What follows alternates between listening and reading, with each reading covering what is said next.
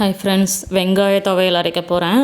நல்லெண்ணெய் கடாயில் ஊற்றிட்டு வெள்ளைப்பூண்டு, கடலைப்பருப்பு, கருப்பு உளுந்து, தேவையான அளவு வத்தல், கருவேப்பிலை இவ்வளவும் சேர்த்துட்டு கருகாமல் வறுத்துக்கோங்க. சிம்மில் வச்சுக்கோங்க.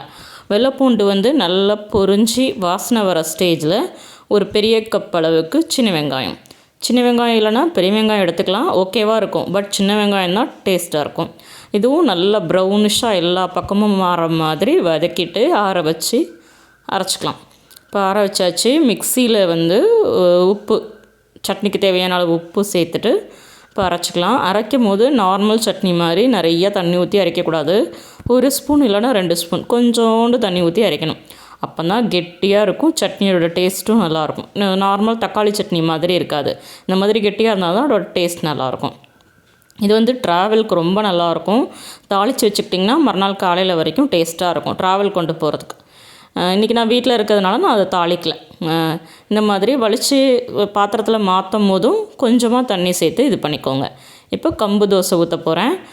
இந்த வீக் கம்பு தோசை வெங்காய சட்னி சூப்பர் காம்பினேஷன். ட்ரை பண்ணி பாருங்கள். நீங்கள் இப்போது ட்ராவலுக்கு போகிறீங்க, ட்ரெயினில் பஸ்ஸில் போகிறீங்கன்னா இந்த மாதிரி சட்னி அரைச்சிட்டு கடாயில் ஊற்றி கொதிக்க வச்சு எடுத்து வச்சிட்டிங்கன்னா நீங்கள் மறுநாள் காலையில் கூட வீட்டுக்கு போய் சாப்பிட்லாம். அந்தளவுக்கு சட்னி நல்லா டேஸ்ட்டாக இருக்கும். நல்லா எண்ணெய் சேர்த்துட்டு இப்போ தோசை ஊற்றியாச்சு. லைட்டாக பபுள்ஸ் வரும்போது அப்படியே திருப்பி போட்டிங்கன்னா வாசனையாக இருக்கும். கம்பு தோசை ட்ரை பண்ணி பாருங்கள். வெங்காய சட்னி பார்த்துட்டு எப்படி இருந்ததுன்னு கமெண்ட்டில் சொல்கிறீங்களா? தேங்க்யூ, பாய்.